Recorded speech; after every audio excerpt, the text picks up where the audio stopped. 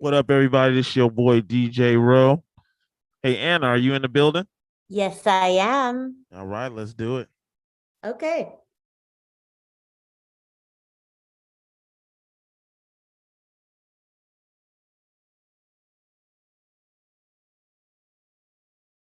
What up, everybody? This your boy DJ Rowe.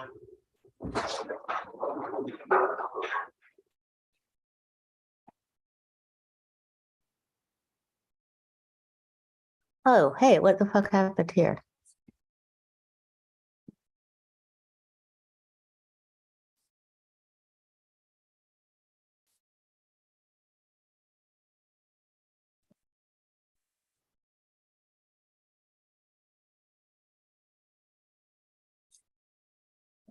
Gotta put gotta put my lipstick on. Yeah, Oh, you hey. definitely forgot your background. I know, huh? Yeah, yeah. What's up, everybody? Well, what's up, Roselle? How's it going? It's good. It's good.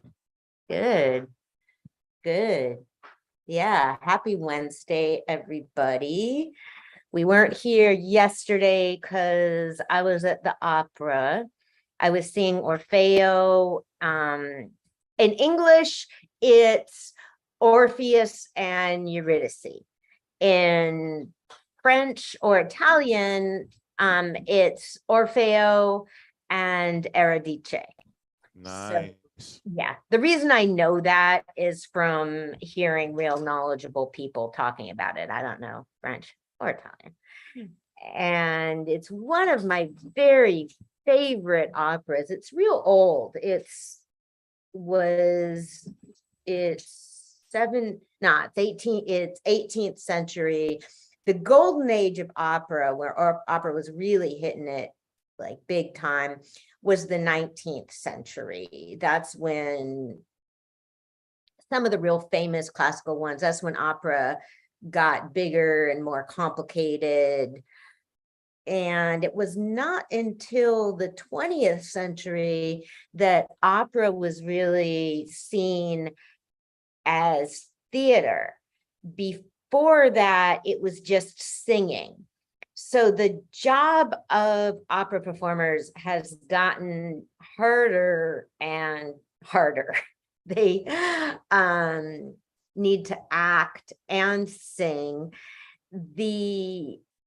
I couldn't get a good video of him. The Orfeo is played by a countertenor, and that's a man with a high voice, with a high tenor. So you can't I've heard a countertenor compare himself to Justin Timberlake. I think maybe Michael Jackson. See, that was my thing. I mean, the life of Michael Jackson would be a great opera with a countertenor playing him. But when you're just listening to music, you can't always tell that it's a man singing. So the reason for that is, again, going back to the 18th century and even into the 19th, these roles were often played by castratos. And that means exactly what it sounds like. Back in those days, they would perform that mutilation on boys to keep their voices high. So that was going on into the 19th century. Nobody's ever heard. There is one recording of a castrato. They were around before there were record players or anything like that. So now they are simply played by countertenors, by men with high voices. So the guy that played Orfeo is Polish. He's 31. He's also a break dancer and has a presence on Instagram. So he's really being put forward as a more accessible opera singer, somebody that can make opera more interesting to younger people. I have not been able to find a video of him breakdancing and singing opera. I kind of think that him breakdancing, okay, he's 31. He grew up in Poland in the 90s. I think that him breakdancing is much more interesting to people in Europe than in the United States. I never hear people talk about breakdancing anymore. I mean, yeah. Yeah, I mean, it still goes down, man. It's still, but yeah, you're right. They don't talk about it like they used to, but Yeah. it still goes down in certain areas. Yeah. Yeah. Yeah. This was after, I mean, he grew up post Iron Curtain, post fall of communism. So they culturally they were trying to keep up. So there's dancing in this opera. So in other words, opera singers now they're not only are they required to act more, they're also required to be more dramatic physically. So he was dancing as part of his role. So you could say this guy is pretty multifaceted, and it was just beautiful. It's only about an hour and a half. So it's performed without an intermission. I was telling people that it's a good opera to go to if you haven't been to an opera before, because it's not too long. If you're bored, you don't really need to stick it out too much. And I just think it's beautiful. It's one of my absolute favorites. It has sections that you can listen. What the fuck? Hey, they're acting up again. You guys have been so good during my shows. I don't know what the fuck is wrong with you. So that was my week. Last week, you want to swing back to the conversation we were having last week? Which one was that? Kyrie and Kanye. That's up to you. Okay. So, okay. Thanks to the hysteria machine, I now know who Kyrie is, and of the Kyrie Irving, and of the existence of a 3-hour documentary on Amazon. So all this hysteria does is kind of give these videos free publicity, so far as I'm concerned. So I went to go check this out, and I thought that I was really impressed. I mean, I don't really follow sports. I never seen it before. I was really impressed by how Kyrie Irving handled the reporters. He was just really firm. He was, and when somebody was throwing somebody, he wasn't letting the reporters frame the discussion. Somebody said to him, well, do you have issues about promoting this video? And he said, hey, I'm not promoting it. I shared it on Facebook. I shared it on social media. And he asked the guy, like, are you promoting everything you share? I mean, that's a real key difference. And again, I mean, these are important issues that should not be lumped together, because I think the Kyrie and the Kanye issues are very different, because Kanye said,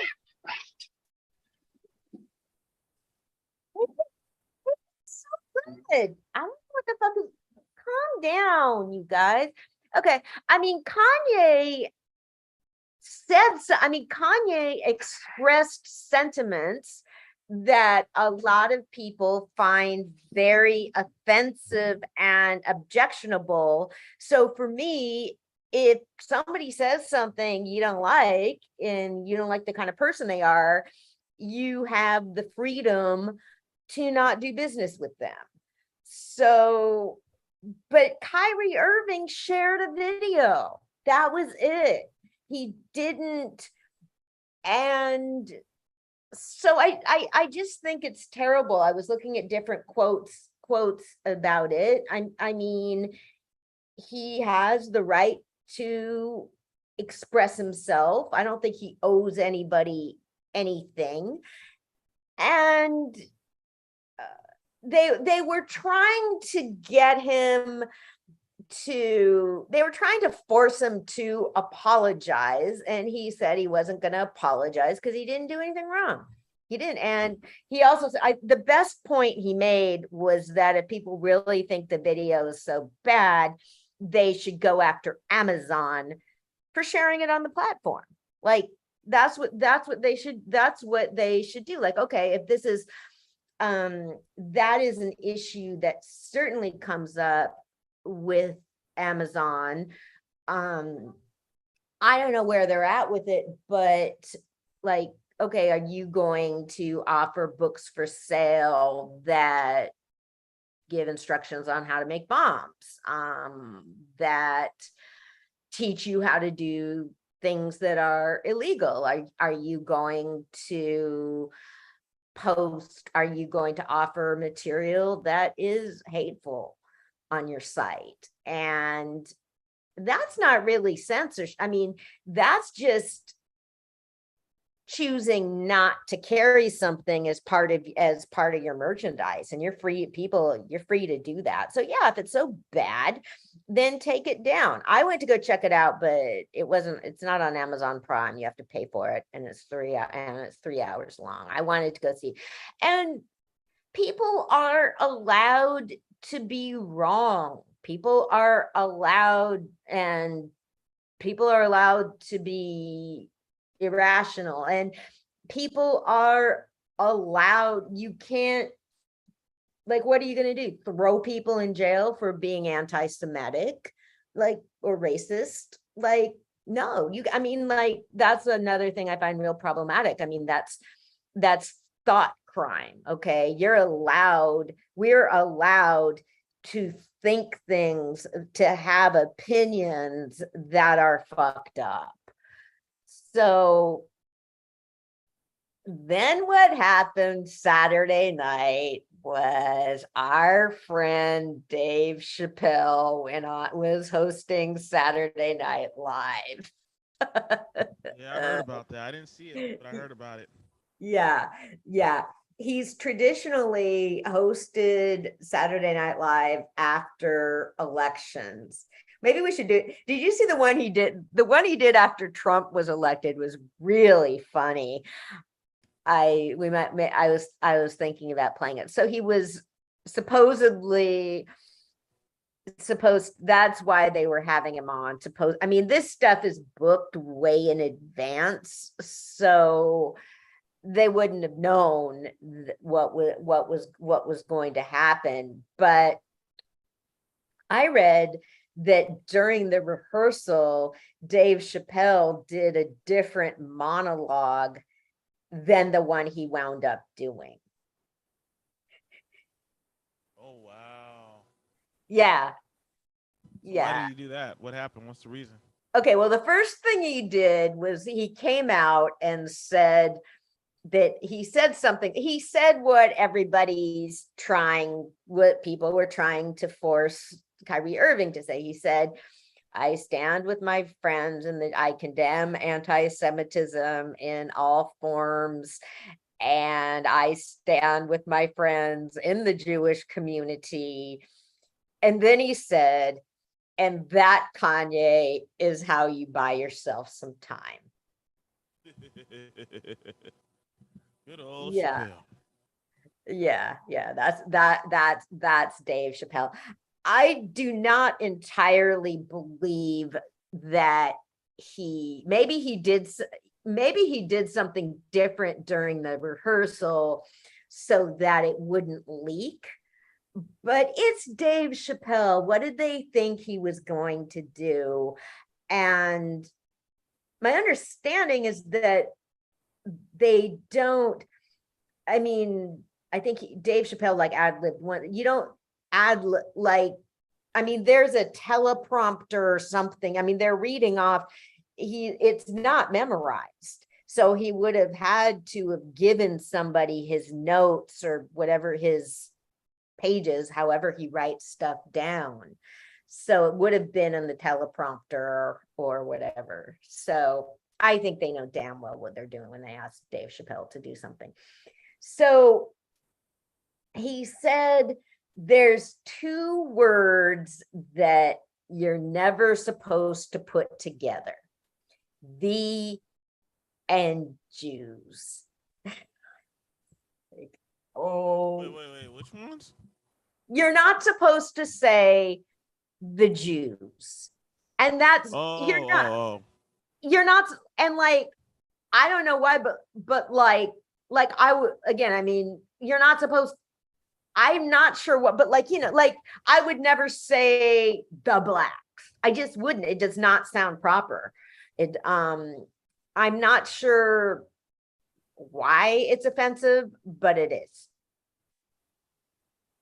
I mean, do you know why? I don't know. It just doesn't sound right. So maybe because it's, I mean, I pretty much, when I am talking about communities, when I'm talking about people, I pretty much always will put in people. I mean, like, I wouldn't say the enslaved. I would say enslaved people. I mean, I don't know what it is. Like when people say the gays, it just doesn't sound right. I guess it's kind of like calling out a group of people. Maybe that's what it is. Yeah. I mean, it's kind of not showing it. I think it's not showing humanity. Right. It's almost like saying those people. You know how when people say Yes. those people, Yeah. kind of the same situation. Yeah. Yeah. So he said, so one of the things he said was, I don't know, I just like in his Dave Chappelle sort of way, well, I've been to Hollywood and there's a lot of Jews there. And he said, it's like if you go to Ferguson, there's a lot of blacks there. It doesn't necessarily mean anything. Oh my God. So he didn't, and then he said that he just sort of comes back to his thing. I mean, he said that like Kyrie Irving's black ass was nowhere near the Holocaust, and that he was also, I can't remember who he was talking about. He was talking about Herschel Walker, and he was saying something like, well, I don't want to criticize him because he's black, but something real funny about him being dumb. So we do not know yet who's the senator from Georgia. So he was just Dave Chappelle. So the noise has gotten even louder. And so now people are mad at Dave Chappelle, and yeah, and saying that, I mean, people are saying what they usually say. I mean, sorry, I use some of my relatives as the example because I follow their Facebook posts, and she was saying, you know, I mean, there's Jewish people that just find that, I mean, that really don't like that. They want to sort of the logic they're saying, like, well, don't say, well, you know, it's like you're saying, they feel that it's like he's saying they're anti-Semitism isn't important because it happens to white people, and Jews aren't really white. Never mind that there's lots of Jews who definitely are not white. And so, like, I mean, nobody's really like, I don't know, like, who cares what he says? Or so, but then, again, my relatives, like, it's sort of the same logic. They post about every anti-Semitic incident that happens anywhere. Somebody else was they posted something else about how there's graffiti elsewhere saying Kanye was right. And just the problem I have with this whole thing is that I don't think it improves anything. I think all you do by trying to punish Kyrie Irving is make people mad. And I think that's a terrible way. You don't do anything to combat anti-Semitism. And that, I think,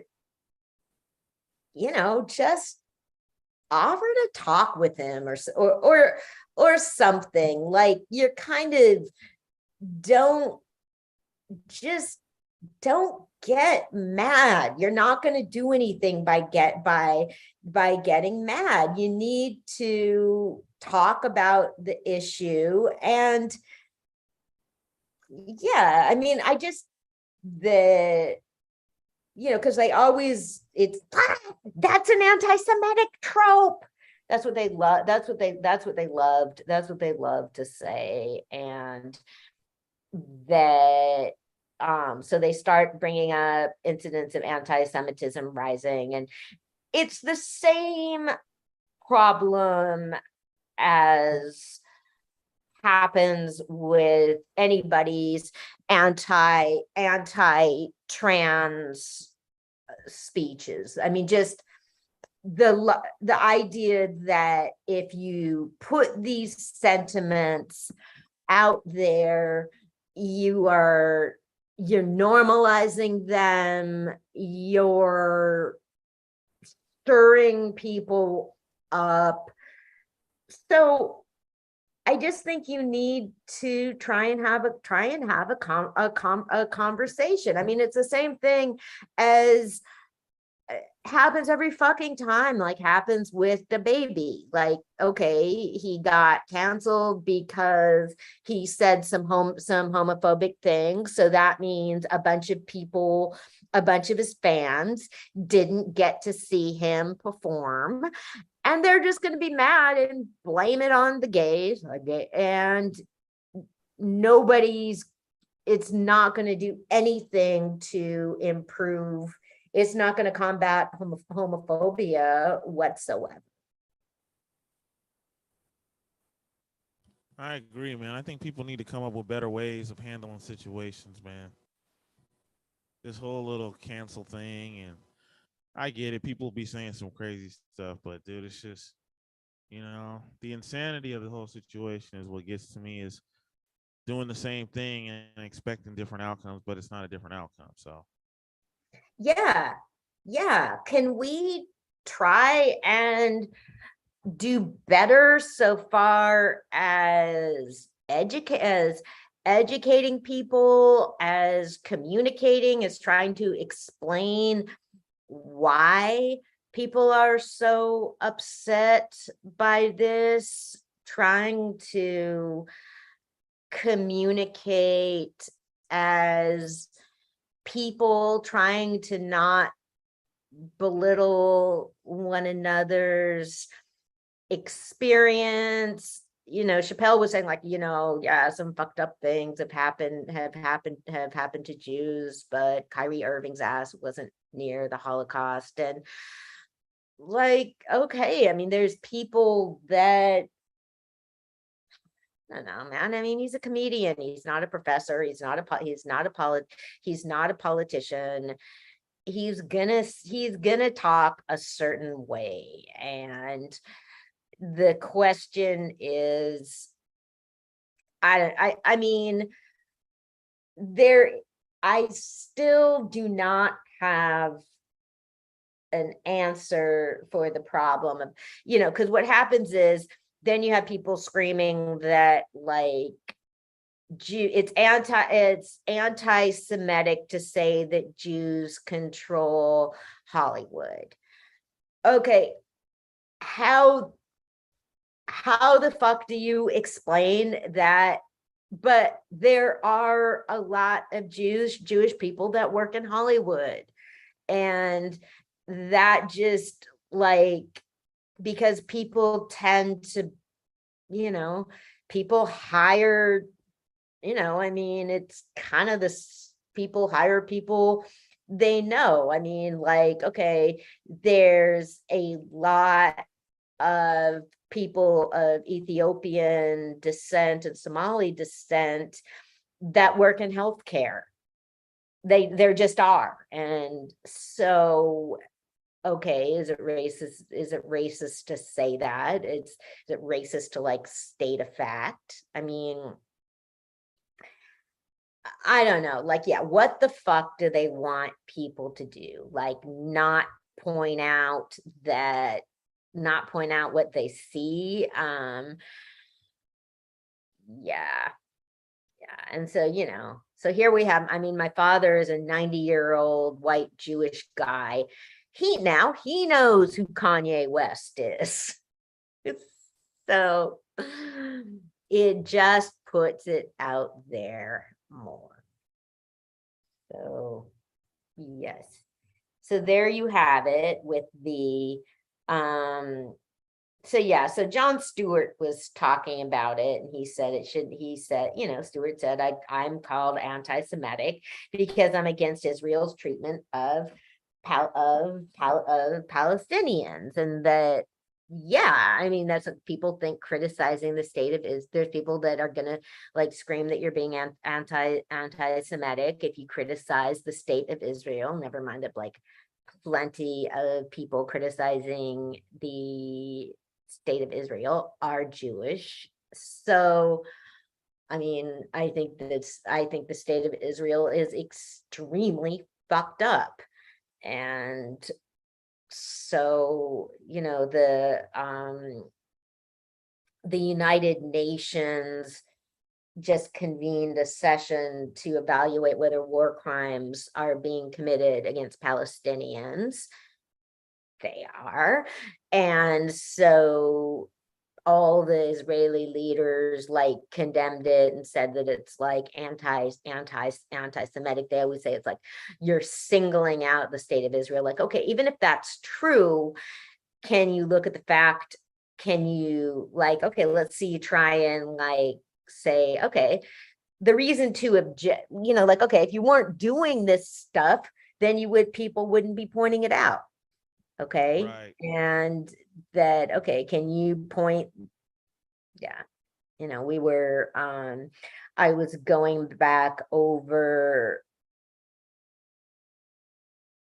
clippings and archives at the Naval Historical Museum because we're looking at examples of redlining, of housing discrimination, which is really difficult because I was looking at article, like when, there's code words, like they talk about slum clearance and revitalization and beautification and all that. So it's all stuff that can mean displacement of Black and people of color, and people's homes being valued for less. And so I have a whole lot of clippings, but I need documents. I would need, like, in order to prove anything, I would need to know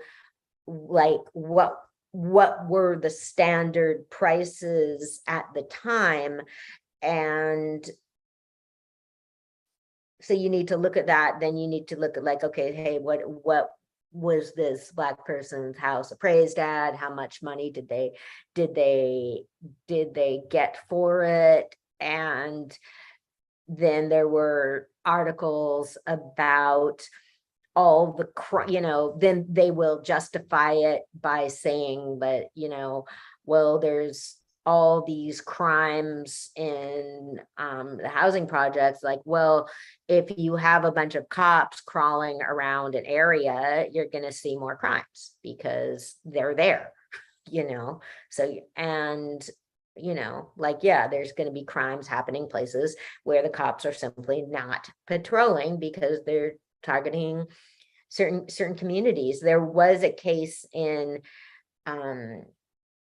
there was a case in Vallejo where, this was in the papers, where a Black man committed a crime. They had it like right in the papers that they were just randomly rounding up Black people. This was like in the 50s or something. So yeah, but it was the NAACP got involved and all of that. But yeah, that'll be right. And I'm not sure when. So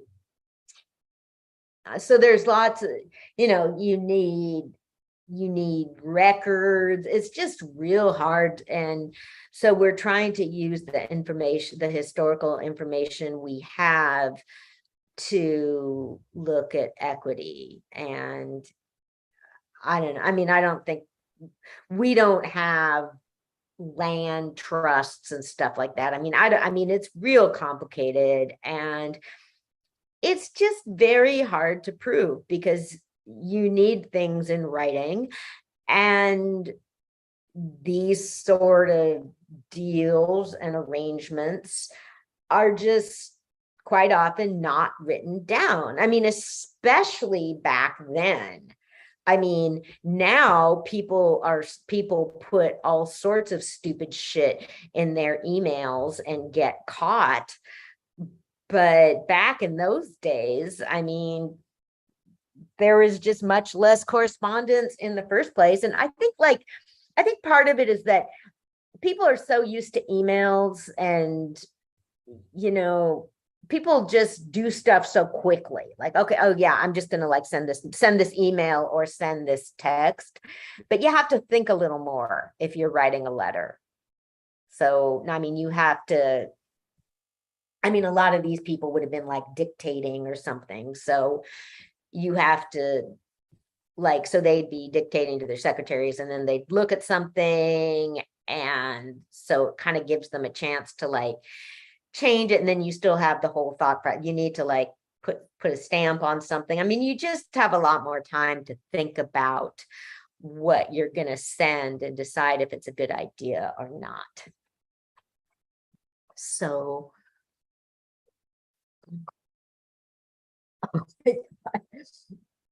so today, one of the things I was doing at the museum was accessioning, and that means when something's donated, you need to describe it and list it. And at first I was told, Melinda had said, well, I want you to like make up a donation form. And I'm thinking, like, you want me to fucking format a document? Like, okay, y'all have an office manager. Okay, I don't want to do that. But then she said what she was like, well, this is like the beginning of Past Perfect. I want you to do this. I was like, oh, accessioning, cool. So it was a bunch of stuff from the Vallejo football teams. And oh my God, just almost, it was flyers from their teams, and almost all of these teams had really racist names. There was the Apaches. Some of them were just called the Indians. One of them was, oh shit, I have to find some of the names. One of them was, well, yeah, just one of them was just called the Indians, the Tomahawks. Like, oh my God. So yeah, that was, yeah. So, I had to like, So what's wrong with Apaches? because, okay, what did we have here? Oh yeah, the Berkeley Yellow Jackets, the Napa Indians, the and because it's a Native American tribe, and so it's like if you're putting on, it's not a symbol, it's real. It's real. These are real people. This is a real community that this has significance and meaning. So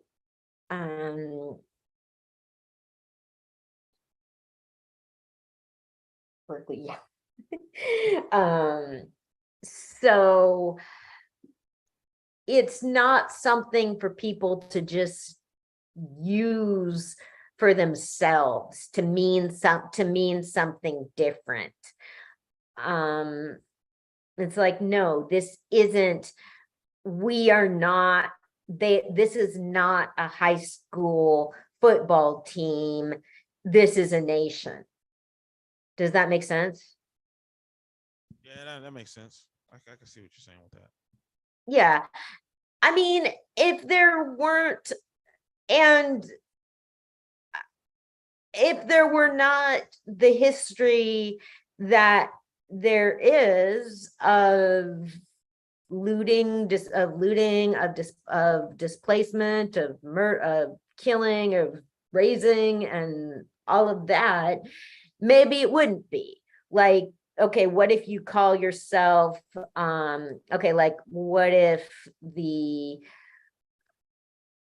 what if the football teams called themselves the Bourbons or something? That was a dynasty in France. I'm just trying to think like, okay, well, what if they called themselves, the Royal, I don't like what if they called themselves the Windsors or something? Like that's a name for, that's a name of like the the British royal family. So yeah, I mean, if you say that, like if you do that, I mean, I think people would be like, what the fuck? But when you take the name of communities that have been oppressed and just apply it to something completely different, it's dehumanizing. That would be my interpretation of it.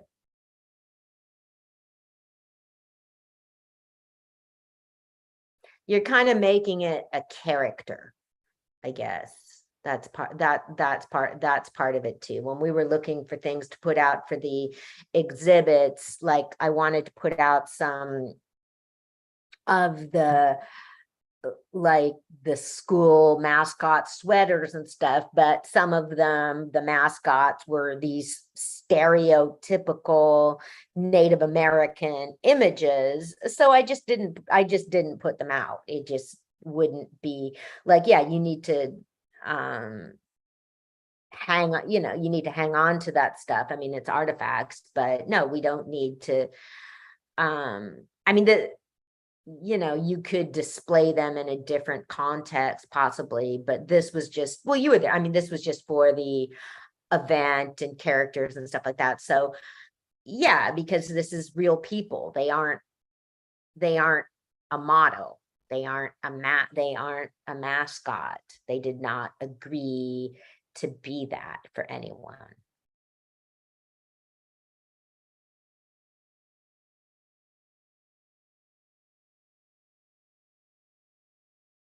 Makes sense.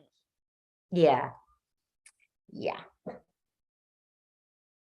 Okay, so in the United States, the baby formula shortage, which we've been following, is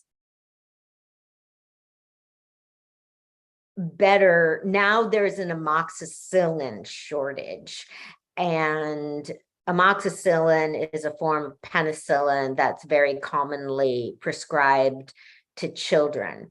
So people are having a really hard time getting a hold of that for their kids, like flus and snuffles and all of that. I noticed it because I was reading, I just saw a sensate. Okay, see, I kind of like, I'll see something on the Daily Mail because it sensationalizes everything, and then I'll, because the Daily Mail had a headline about children waiting for hours in emergency rooms because of the shortage of amoxicillin. They would probably be waiting for hours in emergency rooms anyway. That's not why. So I went to look at it. It's not this, it's not, nobody really, people want the FDA to declare an emergency or something. Nobody really knows. It's not a supply chain problem. It's not a factory problem and all that, like it was with the baby formula shortage. It could have something to do with illnesses. It's just because of high demand. It could have something to do with illnesses after COVID or something, and people coming down with stuff. I don't know. But so I was looking at it, of course, doctors are saying, like, don't panic. I mean, there's it's commonly used, but there's other things. I also saw that there's a shortage of Adderall, which is also very commonly prescribed. So that can be a real problem too, because a lot of kids are on it. So yes. So here we go, man. We have our lovely shortages of, okay, so now we have shortages of baby formula, of amoxicillin. Man, probably next thing there'll be a shortage of like juice boxes or something. You want to take a break? Yeah, let's do it. Okay, be right back, everyone.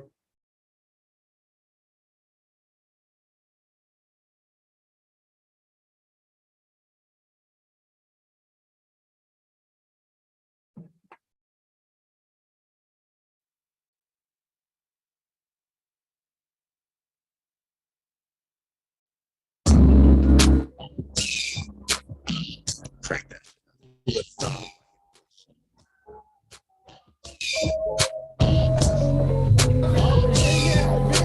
Oh shit, look who it is. It's the white Miles Davis. Feel like Tiger Driver when I'm making payments. When you see me, you was posted with the layman's. When I see you, you ain't say shit. You be like Richard Swift performing dope man for second placement.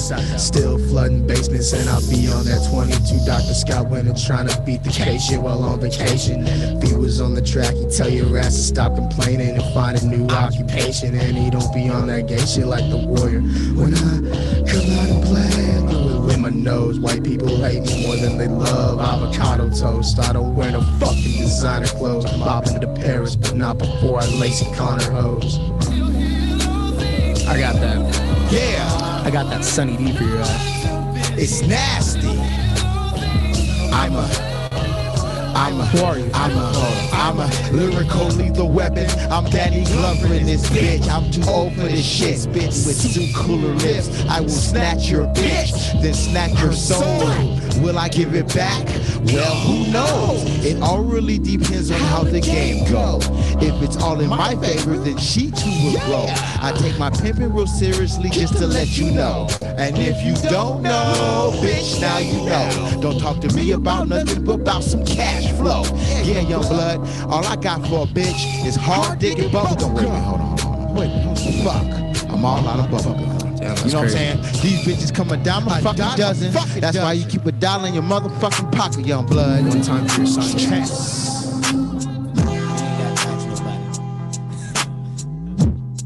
Yeah.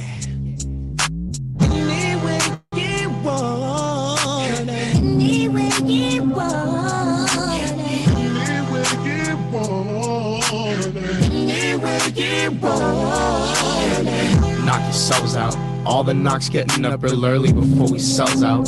Talking about what you selling out. I'm generous like L&L.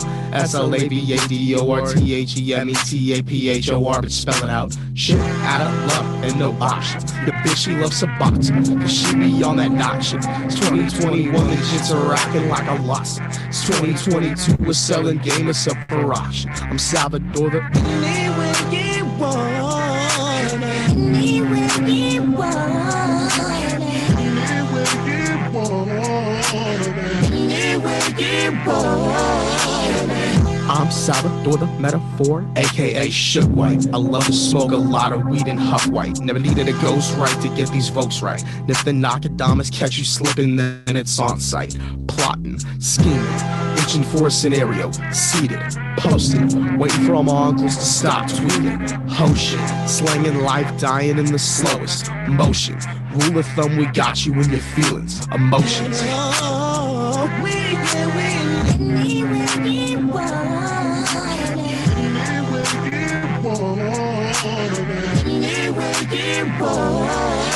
with that being said, Pablo must have his revenge. The world is ours for the taking if we make it out of this binge. You know you can't get a 10, can't afford to be a knock. Afraid of the streets like your friends. I go as hard as extends. I kick you out like I'm Ken. Hoes are smoking dishwater at the time I recorded this. Vincent Black owed me $10. I'm drilling rappers like Dahmer. Don't give a fuck about your sister, baby. That's Kiki Palmer. These bitches leave you alone like they got the word from Chris Crocker. Anywhere you want it. Anywhere you want it. Anywhere you want it. Fourth worst country accents, hillbillies and all that. Salvador the Metaphor's coming free your ball cap. Lyrically I'm Stanley dropping dimes toward the end of Mallrats. You rap like somebody who inevitably need a plan B to fall back. Callbacks to the van I went to collect my revenue. Listening to Mac Monsibo and rappers you never knew. Spit in the face of whack MCs who don't wanna be cute. It's late night and the Knox are trying to retrieve their VOC and need it too. Anywhere you want it. Anywhere you want it. Anywhere you want it. Anywhere you want it.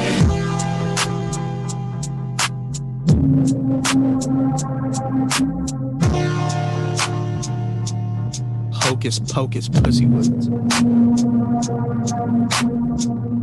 Touchdown Niners, I'll put your bitch in the Steiner recliner. King of the shit since I was a minor. I just be sipping with Tracy like Diner. And the new shit's way finer. Tap and drop, he didn't just dip like designers. Shout out the whole fucking hood in the liners. Word to Oliver's, word to Marysville, word to anybody care still. If you made it this far, that is very chill. Cause I do this shit very, very well. Smacking you up from Silver Dollar to Dairy Bell. Like fuck.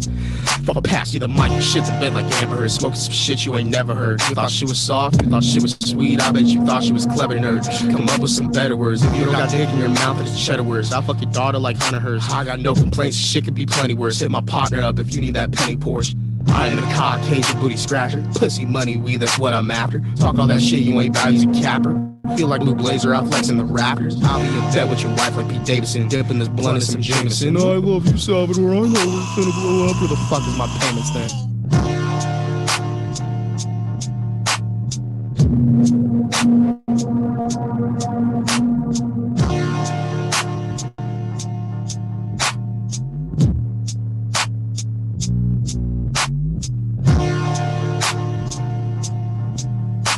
What up, everybody? It's your boy DJ Bro, and Podcast Radio. Anna, you ready to get this going? Anna, you in the building? Yes, I am. I just saw, I was just looking at I just posted it on Facebook, a fucking adorable, no, I want this adorable video of a reporter was trying to report on an elephant sanctuary, and this baby elephant was like beyond him, like messing with him. It was so cute. In the next break, I'll have to see if I can find any of these videos. I can't. So okay, let me get there's been some interesting claims about the protests in Iran. There was information is being circulated that there was like 15,000 death sentences. I saw that a couple places, and I was looking back over to find it, and the BBC is fact checking it. But there's been protests going on in Iran, and we've talked about that quite a bit. And there has been a lot of arrests of young people, and it's just very sad and scary. I mean, young people are very important in social movements because, well, for various reasons. I mean, they are less likely to be constricted by children, by having their own families to provide for. And some of them anyway are more likely, if they're in school, they have more time. So it's just important. I'm very much not one of these people that talks about how like the youth are leading us and we can't, it's all because of the youth. Like, no, it fucking isn't. Okay. I mean, people contribute in their own ways. Young people could not, no, they are not the only ones doing anything. That's bullshit. So, okay, so the midterms in the United States have been pretty interesting. We don't know what's going on in Georgia yet, because there's going to be a runoff between Herschel Walker, the ex-football player, and Raphael Warnock, senior pastor of Martin Luther King's church. One of the things I have seen is just the fact that I don't even know, man. To me, it's like you can't even think of the conservative party as being conservative. Like, why don't they want to, like, they don't care that he's a preacher? I mean, they would rather, they prefer this guy that, like, with all these, they don't really give a shit if he's gotten his girlfriends to get abortions and stuff. But, I mean, this guy's own son I can't remember if his son is, what the deal is. I think his son, is he one of the ones that has a gay son, or I don't know. So there's going to be a runoff election in December between the two of them. So it just means that elections go on and on and on.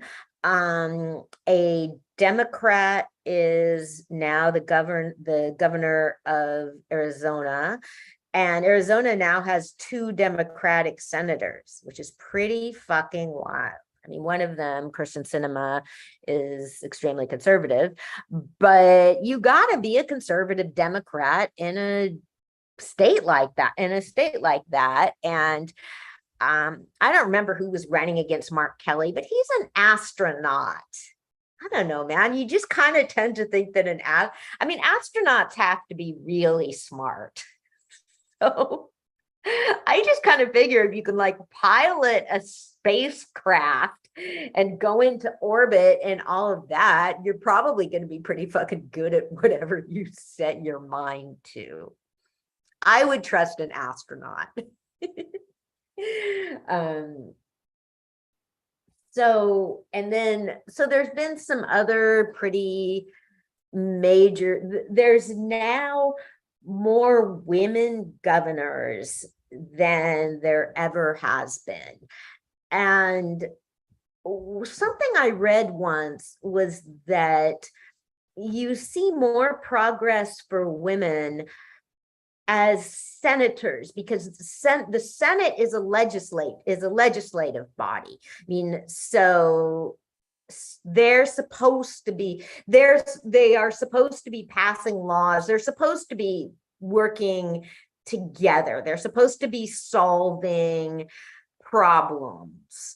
And the governor, they're not the boss of things the way the governor is. I mean, the governors are executives. They don't make laws, they impose them. So people feel, there's a lot of people that feel more comfortable sending a woman to go figure things out and solve problems and negotiate and all of that than being in charge. Because there's always been, like, so far as women being elected, I mean, there's been very few women governors, but now there's quite a bit more. There's now a gay woman governor. And yeah, so people were anticipating a red wave, and that traditionally happens. Whichever party gets elected in another 2 years, the opposing party usually has a sweep, and they didn't. The Senate remains tied, and the Republicans have a majority in the House.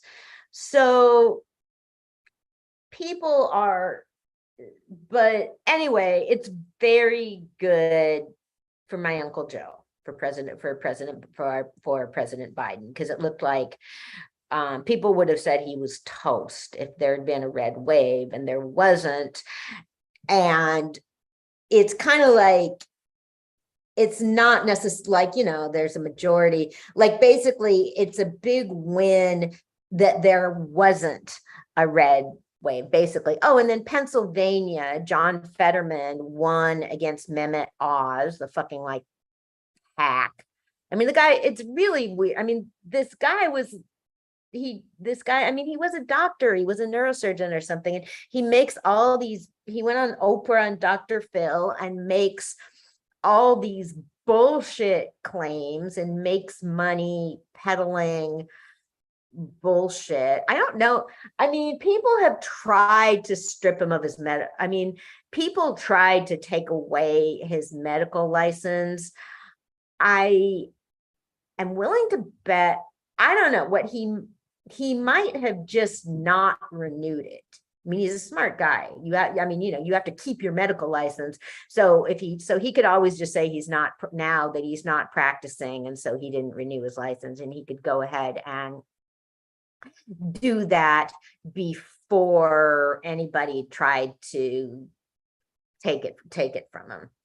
So, but there were problems because Fetterman, John Fetterman, I think that's his name, had a stroke. And so he's having some problems speaking and all of that. And so he didn't do very well in the debate against Mehmet Oz. But I think it's cool. I mean, people could see that. I mean, when you have a stroke, you know, you can get words mixed up or something, but still be cognizant. I mean, that doesn't mean necessarily that there's really something wrong with your thought process. I mean, people love to do that with Biden. Everybody does it. It gets, you just say the wrong word, and that generally most of us, I mean, that does happen more as you get older. If you say the wrong word, it doesn't mean that you don't know what you're talking about. Basically, it can, but it doesn't always. So that leads us into something that we won't be talking about too much, but Trump announced that he's running again. Yeah, I've seen that. Yeah. So the governor of Florida had won re-election, and so him and Trump are like duking it out. I mean, the Republicans are just, they don't want Trump back. And the reason he was elected in 2016 is because there was like so many Republican candidates, they picked each other off, and so there was only him, basically. So I'm sure what I mean, they're scrambling. They've got to be scrambling. They're trying to figure out how to not have somebody crazy. So people are talking about a lot about the governor of Florida. He's young, good looking, has a pretty wife and cute kids. He's made a name for himself going after woke. I mean, he's one of the ones that's putting down rules about, it's just horrible. I mean, trying to Shantae, hey, haven't seen you in ages. Want me to send you a link? And so people have been, can you send her a link? Because so it's just a problem. You just shouldn't they're trying to legislate what people can say, and they're real big on saying that okay, trying to like prevent teachers and counselors from talking to children about being transgender, and stuff like that just shouldn't be laws, I guess. I mean, a kid could be telling their teacher or counselor that they could be talking about this because they're scared of their parents, and many of them have good reason to be. And so people just need to be able to follow their own judgment. And so, but it's another thing where there gets to be a whole lot of hysteria on all sides. And the issue shouldn't be, okay, the schools are keeping stuff from parents. I mean, really, everybody loves to duke it out about schools, basically. And I went to see a really cool play Saturday night. It's I can't even really describe it. But so I got a ride into Berkeley with some people, and there was this real neat young woman. She's about 24. She's like, I was looking at her Instagram. I was like, you know, Thug Nasty. I know Thug Nasty. Oh, wow. I know. Yeah. And yeah, she models. So she's only in her 20s. And so she was talking about how something or other wasn't taught in school. And I was like, oh, I'm thinking to myself, you are way too young to be starting all this shit. And, you know, and I said, she was talking about her health class or something. And I said, like, okay, well, what it looks like to me is they taught you something basic and you went ahead and looked it up on your own and educated yourself. And I think that's what schools should be doing. So it's just I'm planning the next Bayard Rustin symposium. I'm figuring out what I'm going to say, and I'm just going to state right in front. I'm going to request that people just not even bring up the topic of the school should be teaching this, because it's always, when people bring that up, it always just becomes a conversation about what other people should do instead of what I can do and what you can do and what we can do. So I'm going to be talking about the history of the Bayard Rustin Symposium because this will be the 5th year.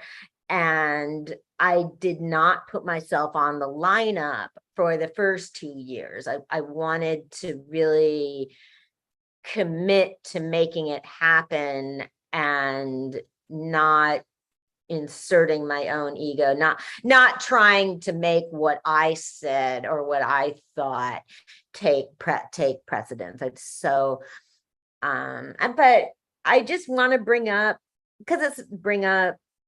what I've seen over the past couple of years, I guess, and what I've learned. So yeah, so that will be in there. I've moved it. It's going to be at the library instead of the Naval Historical Museum. I need to really, I mean, it's raise money, and but my comic book will be out, and I don't know. So hopefully it will be pretty cool, but it will be cool. Gavin won. We knew he was going to. So that's the midterms. Apparently it was a good midterm for choice. Apparently that got people out to vote Democrat, the assault on reproductive freedom. So Ethiopia and Eritrea Ethiopia has been, what am I saying? There's been an uprising, there's been civil war in Ethiopia for 2 years, and a ceasefire was just negotiated in South Africa. And what the judge said was that what the team said is that it was Africans finding solutions for African problems, which is absolutely necessary. There has been a blockade for 2 years, and food aid just entered Tigray. It's been the Tigrayan people fighting Ethiopians. You just get into this again, like nationalities, cultures, tribes, nations. I mean, there's just a lot of different ways to describe what's happening. So I mean, so there's still, basically they're racing to keep people from starving to death.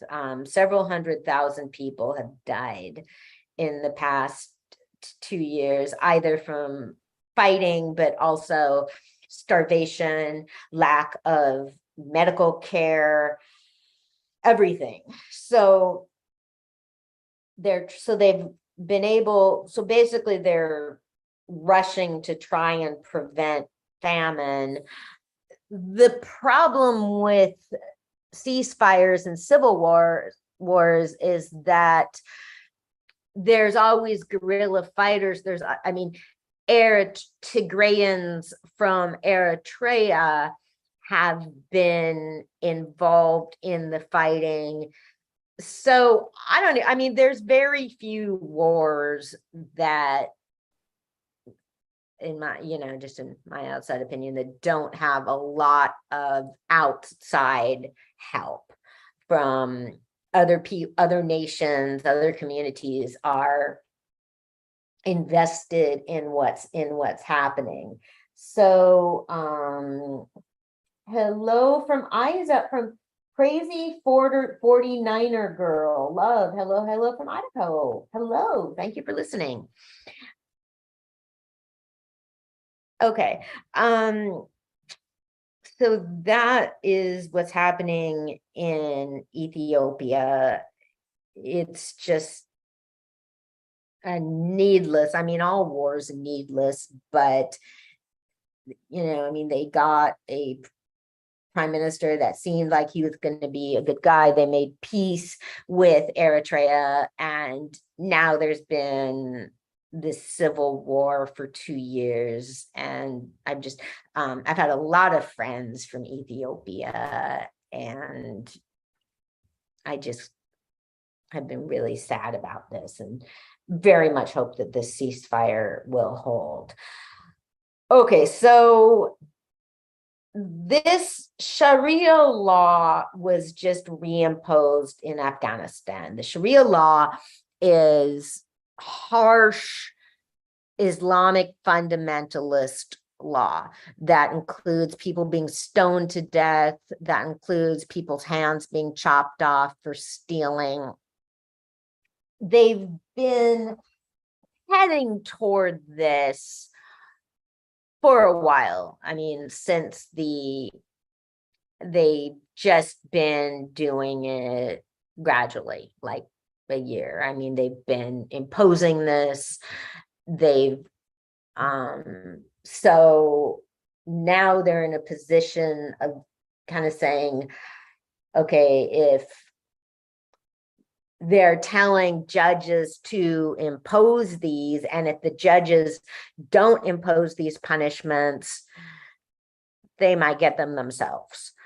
And the one thing women are being allowed to do in Afghanistan is train to be doctors and nurses so that they can treat other women. They're trying to just have their completely, entirely segregated society. So it just seems like, I mean, if it were me, I mean, I would just, I mean, if I were there, there would be a part of me that would almost wish, you know, the Taliban was there, then they were gone for 20 years. They came right back, took over. It just almost seems like it didn't even happen. I mean, if it were me, I would almost be, there would be a part of me wishing that you never even had, like, okay, you get this, you get some more freedom, and then it's taken right back. So yeah, if I mean, if I were there, I know I would be having thoughts like that.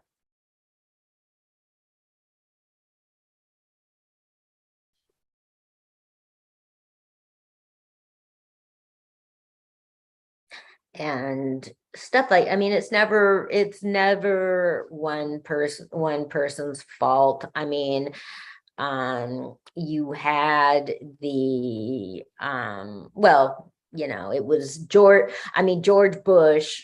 It was George Bush that sent in the American military, and then it was Obama, then it was Trump, then it was Biden. They all did a shitty job. They should have, I don't understand, like, why the biggest like, you know, they kept blaming it on, like, okay, well, it's so hard to get these insurgents because the terrain is so difficult. What the fuck, man? The military is supposed to be able to deal with that. Don't you guys have like tanks or not? Well, you remember they had the same issue with Vietnam. You're right. I just think sometimes it's not, you know, it's not their area. It's kind of like you going into someone else's house. I mean, Yeah, you could study as much as you can, but it's like it's their house. They're gonna know it better than you. So, it's and I true. and I heard. I don't. I mean, I'm not. You know, what I'm saying, I don't know much about how that works with Afghanistan either. But I did remember hearing like the mountains have a lot of caves and stuff in them. So it's Yeah, it's kind of hard to catch people in yeah. caves. I mean, I don't know how you're gonna go through a bunch of caves and all that kind of stuff to catch people. It's just I don't know. To me personally, that's almost like a no-win situation. It is, and it always was. I mean, and it's not that I want people caught and killed. I mean, I don't. They should have been able to shore up the government. They should have been able to help build a society that was strong enough to withstand this. I mean, to me, it was okay. So it's a generation. So you had people coming of age in those 20 years and deciding that they wanted to join the Taliban. So why? I mean, why did they think that was better? Why did they think they would have a better life with that? So It's the home. It's like the home team. I mean, it would probably be the same thing down here if someone came down here and tried to take us over. if you're, you're gonna probably try to go with the American team, of course, no matter what, even if the You're gonna, I'm situation. sorry, I didn't hear that. You're gonna try and what? I'm saying you would probably, if it happened down here, let's say the roles were reversed, wouldn't you go with the American side if the roles were reversed? Yeah, the Taliban was trying to take us over. Yeah, but what I'm saying is like that. I know, I get it, but I'm saying like in their situation, the youngsters. I don't know how. Like I said, they probably think the Taliban is more on their side. They probably go with that because that's their area. That's their people, so to speak. Yeah. And people tend to do that, even if their people aren't always right. They still kind of go for their own people. Even So it was though, a failure that's on a, yeah. my situation Yeah. has always been, I never know enough to say anything. You know what I'm saying? I don't know if that makes sense. Down here, we don't really go to Afghanistan to know the whole situation of what's going on. We get fed from what we see on the news, what's going on down there, what's bad and what's not bad. I'm not an actual person that lives in Afghanistan. Well, no, So but what you say, what you know enough to say what you say, definitely. I feel I do, but I don't feel it's information that I don't live in Afghanistan personally. So it's almost in a sense you're lightweight getting fed information. So you don't know. We don't know. I just feel we don't ever know the whole story of things. No, we don't, but we know some of it. I We mean, do, but just like you said, well, I don't see how a kid would want to join the Taliban or want to be part of the Taliban. well, I mean, I do actually, and I mean, I do, and I think it's very. I mean, I mean, we've had plenty of people in the United States that decided to join the Ku Klux Klan. Like, Right. yeah, I mean, it's very hard to not many people. Not many And plus, I people. think they also knew that, like with us being there, we can always leave. You know what I'm saying? We got our own country. We got our own I can't hear you, Roselle. We got our own country. We can Yeah. leave. We can go somewhere else. So, I mean, they can't. They're stuck there regardless. So once, like how we saw what happened, we were ready to leave. They didn't want us to go, but we weren't planning on staying there forever. It's kind of obvious they weren't able to take care of it. So I think plenty of them did want the United States to go. I mean, I think the United States just did a shitty job diplomatically. I mean, my feeling with what I would like to see, and I feel this way about Southeast Asia, about the Middle East. I feel that like whenever the United States goes into a country, what they should try and do is work with neighboring countries and involve them and really try and facilitate relationships with people from the same culture. Because I mean, most of them, I mean, the United States did invade their country, and that is how a lot of people feel. So I'm not saying, it's not that I think they want to be like the United States, but I mean, Afghanistan was not always a repressive country. It was at all. I mean, Right. So they do have their own history of not having the Taliban control. I guess they had before the Taliban, they had the Mujahideen, and they have,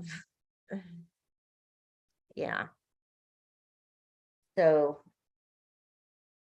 I mean, so it was just a failure on all sides, and I don't know why the fuck. I mean, I think it was. I don't even know. I don't know, man. I mean, it was a terrible idea to invade Afghanistan in the first place. It was a lie. It was bullshit. I mean, they never should have gone about it the way they did.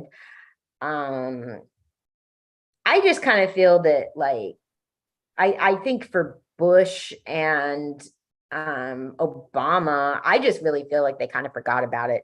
not Bush so much because he was the one that got there, but I just feel that like,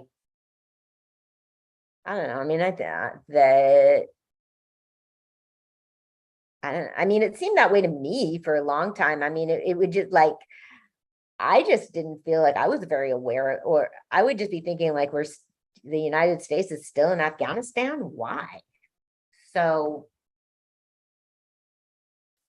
yeah. So, okay, I learned about somebody real interesting named Philippa Schuyler. And she was a child prodigy, and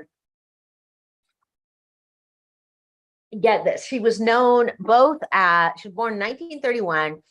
She was called the Black Shirley Temple and the Black Mozart. Okay, that is pretty fucking intense. So her father was George Schuyler, who was a real distinguished Black journalist. Her mother's name was Josephine. She was a Southern white lady, and from so her parents were born like in the 18, Josephine was born in the 1890s. So, I mean, her family had enslaved people. They were very much, that was just very real in her upbringing and in her outlook on life. So she married George Schuyler, and they had this idea that they wanted to show that mixing the races would create a perfect person, a prodigy sort of person. And so they kept extensive notebooks about Philippa, like they recorded everything. And so like she crawled when she was 2 months old, and you know, she walked when she was 8 months old. And then by the time she was 4 or 5, she was playing the piano and composing music. And that is what Mozart did. It just, one of the things that, I mean, composing music is amazing to me. I mean, I can understand, like, okay, with art, I can understand, like, okay, I can't like paint myself, but you know, I mean, I could pick up a brush, like you understand, like I'd be physically capable of it, but composing music, it's just amazing. Because I mean, it's just completely like like, okay, do you hear this music in your head and write it down? So she was reading and playing the piano and composing music all when she was like 4 or 5. She was only allowed to eat raw food, including steak. She wasn't allowed any sugar.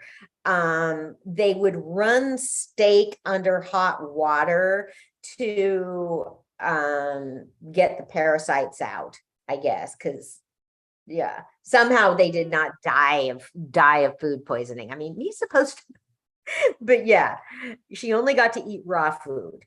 And so she started performing in public again, like the time she was like 8 or something like that. And so her compositions were performed by the New York Philharmonic. I mean, her compositions were performed by major orchestras, and she was just famous. She was at the World's Fair, dedicated a day to her. There was the mayor of New York City spent time with her. She get tons of fan mail. She was on the cover of magazines and everything. I mean, she practiced the piano like 8 hours a day. She spoke languages, and her mother kept track of like obsessively. Her mother would write down about everything she did. And so Philippa was frequently like whipped and beaten and punished. And the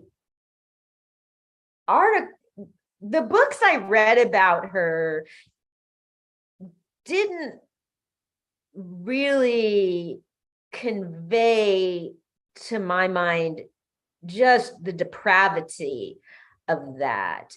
And that when Philippa was 14, her parents showed her these scrapbooks, and it was devastating for her because she felt like she was just an experiment. Part of they followed these crazy like child rearing things where beliefs that you weren't supposed to pick up your children, you weren't supposed to hold them or comfort them. She was just treated like a animal or like a dog or something, being trained. And so like the articles I was reading would talk about how she was like, whipped and beaten. And so I'm going like, okay, explore this. For what? Okay, what did she do? What was she being punished for? Okay, like if your child is composing music and practicing piano 8 hours a day, what does she have to misbehave about? So they kind of didn't convey that. And so just like, because to me, her mother and her father was a very well-known journalist. Like I'd read about him elsewhere. And she was a very good writer as well, Josephine. They met because she was writing for the Messenger, the NAACP journal, and they didn't know she was white. And back in those days, you could really hide who you were a lot more so. So Philippa was going on tours, on piano tours. So yeah, so she saw all these scrapbooks and she felt like she'd just been an experiment to her parents. And so, yeah, so she was frequently, and so to me, the abuse was just like, okay, so were you beating her to make her compose more, to make her practice more? So she was the breadwinner for the family. They would send her out on concert tours. So to me, her white mother was perpetuating her family's heritage. This was her child who was abused and exploited, basically as enslavers treated their own children, their own mixed race children. And as Philippa got older, opportunities lessened, because when she was a kid, people could see her as like a prodigy, but then when she got older, people saw her as a Black woman, and she got less opportunities, fewer music opportunities. So she would be exhausted and she would be sent back out on concert tours. So far as I'm concerned, her mother was a white supremacist, and the books I read about Philippa just did not adequately hold her accountable. I mean, get into that. But I mean, one of the books was by a musician, and it's good. It's kind of like, if you can't, like, I could say that here, but in terms of the real scholarly analysis of that relationship, you need somebody that's really qualified to do that. So Philippa went to Europe. She traveled a lot in Europe, and then she went to 70 countries. She traveled all over Africa and this was, okay, she was born in 1931. So this was during the 50s. This was during the time of emerging nations. And she played at independence celebrations. She performed in Congo at the independence celebration there, in Ghana, in Haiti. She went all over the world and she traveled alone. And I thought that was about the most bizarre thing, that I guess her mother may have just been, I mean, you know, they said that like she wanted to travel by herself, but you don't, I mean, a professional musician, you don't, and, you know, in that era, I mean, women didn't travel on their own. And if you're a professional, if you're a skilled professional, you're supposed to have an assistant or something. Like in those days, especially, well, like even now, like professional women, a lot of women will travel, professional women will like travel with, even, and I don't mean like actors. I mean like women, they need somebody to do their hair and makeup. You know, women in the public eye, not just actors and singers. So she was traveling in Africa in the 50s. There weren't telephones most of the places, and her mother would arrange these tours with no downtime, and it would be something like she'd arrive at a town and would find out there that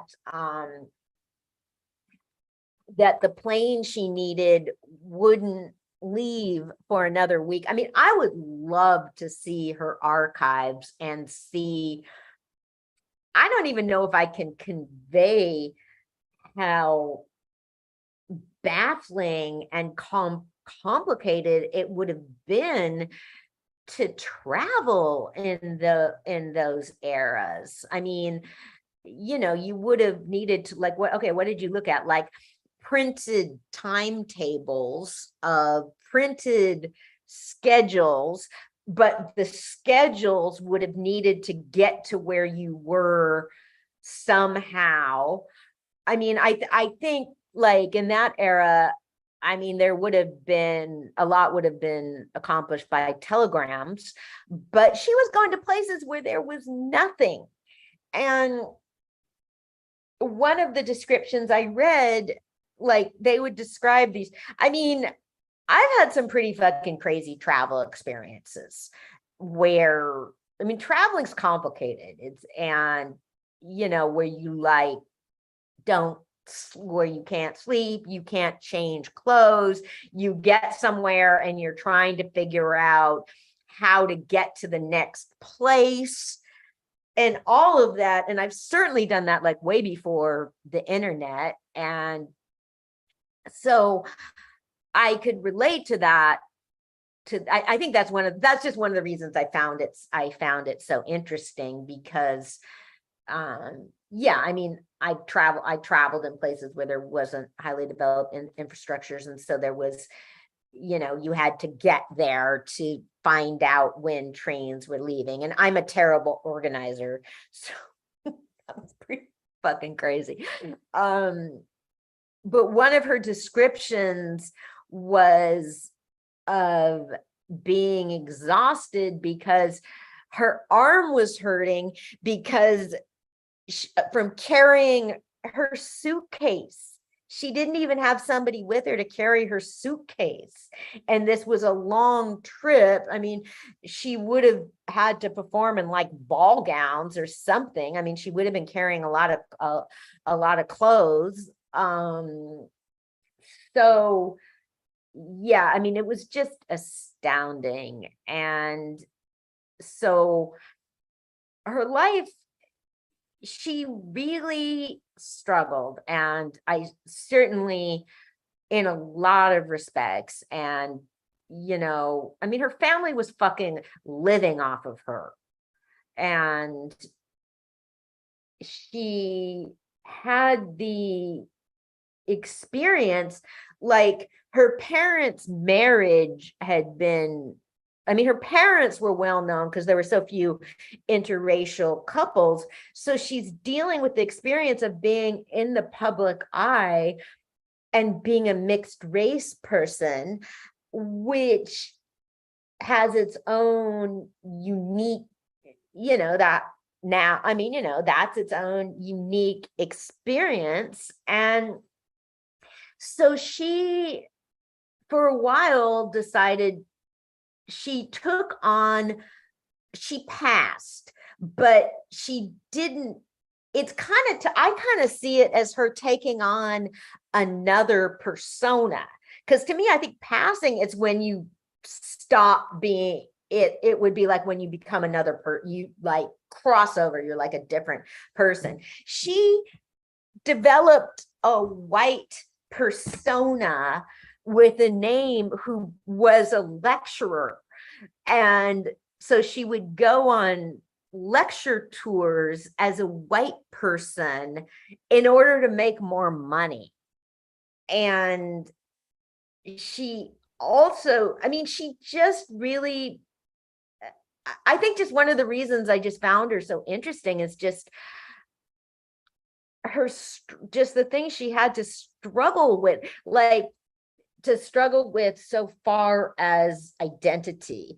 And I think I mean, identity is just a human thing to struggle with. I felt like she was just like, okay, you're a genius, you're a child prodigy. So so she had that experience of not knowing anybody like her, because there wasn't anybody like her. Who else is compared to Mozart and Shirley Temple?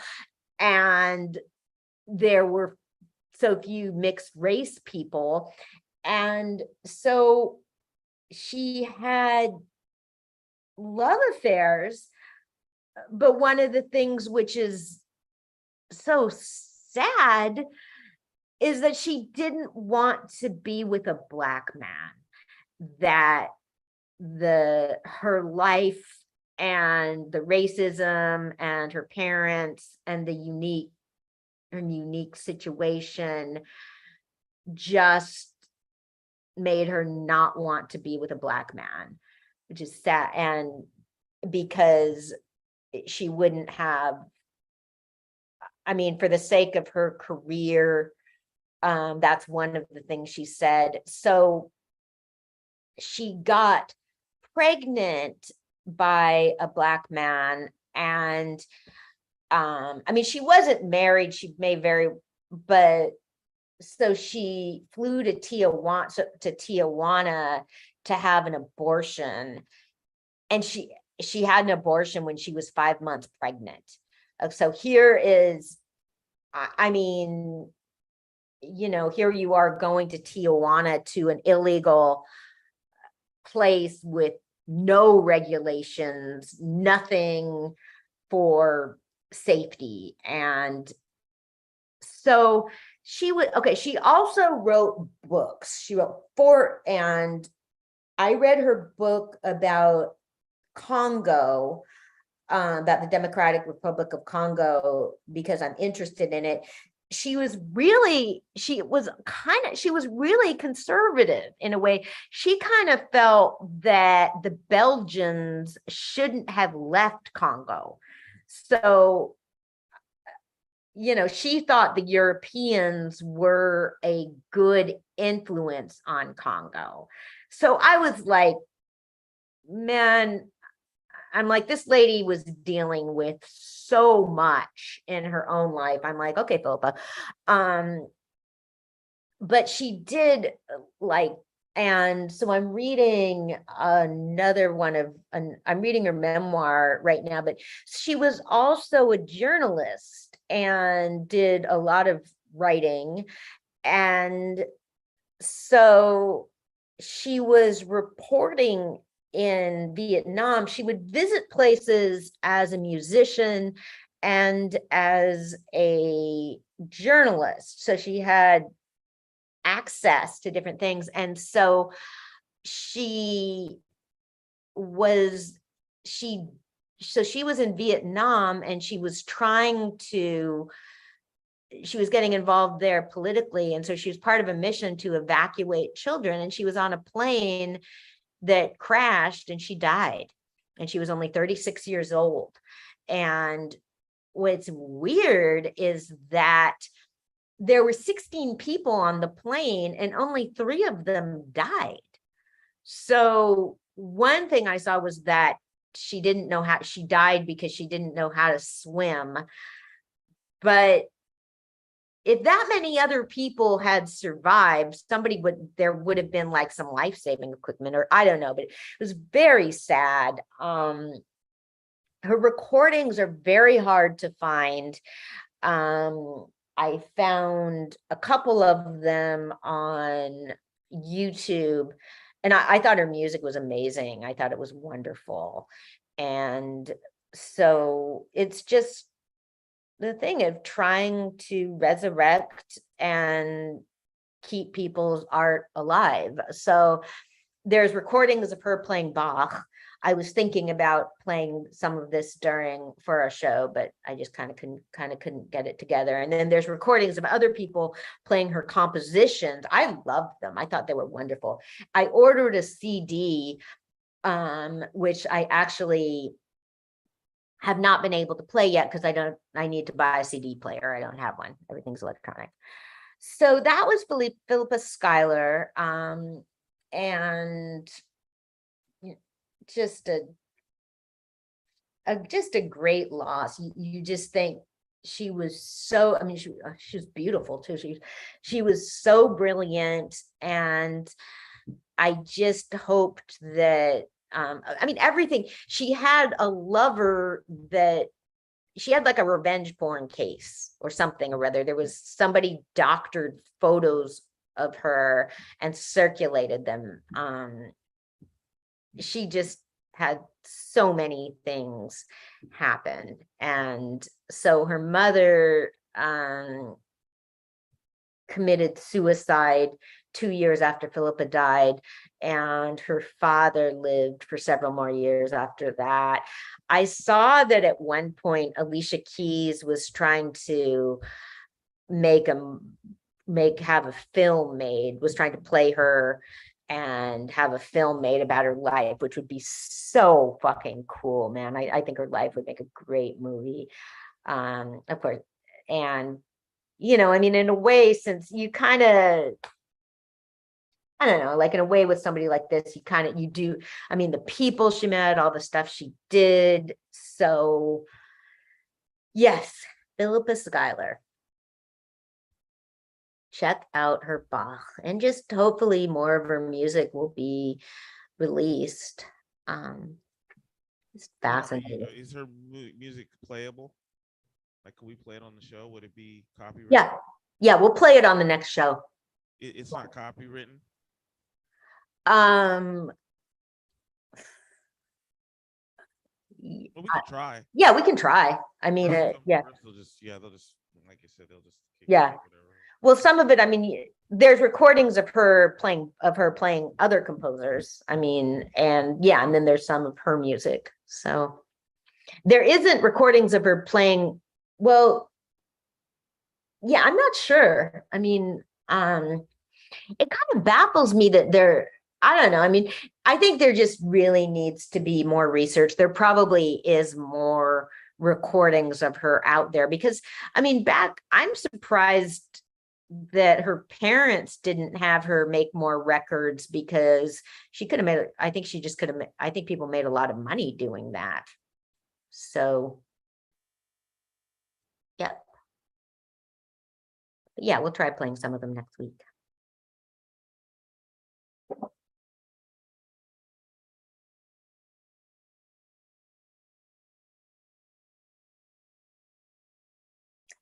Okay, so what else has been happening this week? Any interesting sports stuff besides athletes getting in trouble for sharing? No, not really, man. That seemed like the whole topic is really Kyrie. Well, okay, well, in Vallejo, the tax measure passed, measure P. So next time you spend $100 on something, you'll get charged an extra 7 cents. That's not bad. Yeah.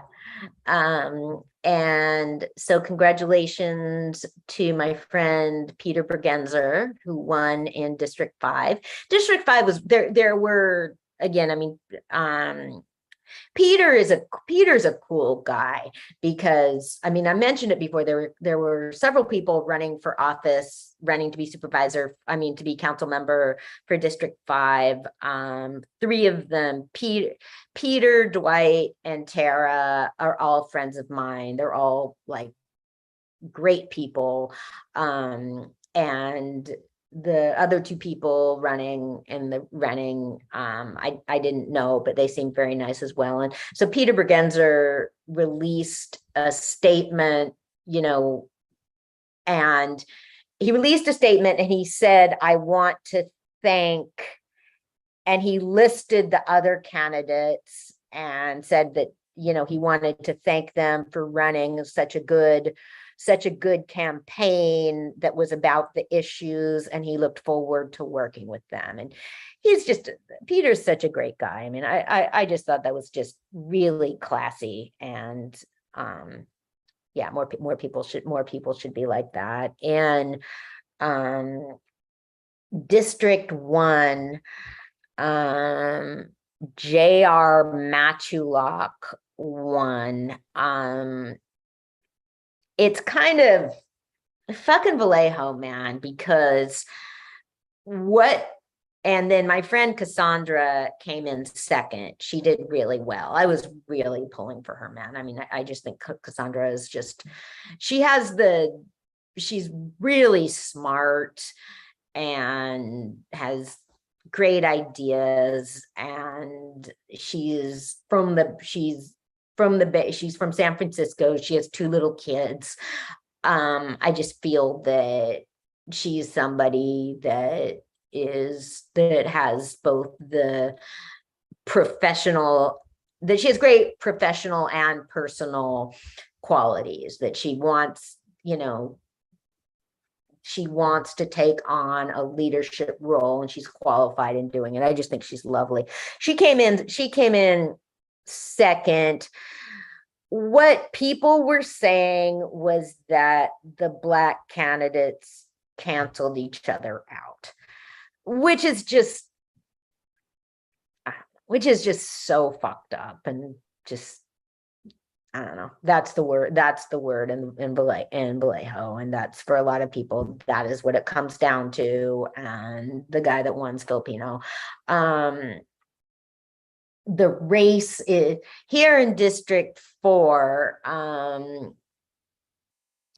One guy is ahead, Charles Palmeras, who I supported. And I guess the other guy, Mescal, still hasn't conceded. They're still counting votes. So that's Vallejo for you. People were trying to go to, Vallejo now had Chief Shawnee Williams left. And so Vallejo is paying a ton of money to some cop from Sacramento to consult about finding a new police chief, which is just such fucking bullshit, and it's like, the police union was against Chief Williams because he wasn't one of them. He came from a different department. They were racist, and he was trying to make changes, and he was doing everything he could within the policies and laws that he needed to abide by. So Vallejo is requesting more money to build transitional housing on Broadway. They now have, they were supposed to have I don't even know. I mean, it's right by the border of American Canyon, and American Canyon doesn't want it built there. I mean, it's kind of a weird, then people are saying there's not enough parking spaces, or that, then people are saying that they should wait until they don't know where all the money is going to come from. And so people are saying, you shouldn't start building something before you know where all the money is coming from. That was a Robert Moses thing. That's what Robert Moses would do, and it really worked for him. He would start building something and get it like close enough to being done so that people would just give in and give him the money to finish it. However, nobody on Vallejo City Council is half as smart as nearly as smart as Robert Moses. So I would not bet on it. Niner girl, thank you for listening. So yeah. And okay, so Friday night is Rose Night at Integrity. Oh yeah. 717 Marin, and we have our special guests, Age and Verlania. And there you have it. That's it. That's how it goes. Yes. There's that going on. Then this weekend is the Vallejo Gay Network, holiday potluck, all that stuff's starting up. And Solano AIDS Coalition toy drive. Oh God, that is just insane. Oh my God. Mario, my toys. And there's also going to be World AIDS Day, Transgender Day of Remembrance, and yes. Okay, so we will not be here next week. No, we won't. No, we won't, man. Ro's going to be on a beach somewhere. Yep, I'm gonna be gone. Okay, so are we back the 29th? Yep. Let's do it. Okay. Very cool. Okay, everybody. So come on down to Integrity Friday night. Yep, Friday night. It's gonna be Okay. Go down. All right, y'all. Okay, it sure is. All right, good night. See everybody then. Bye. Thanks, Rose.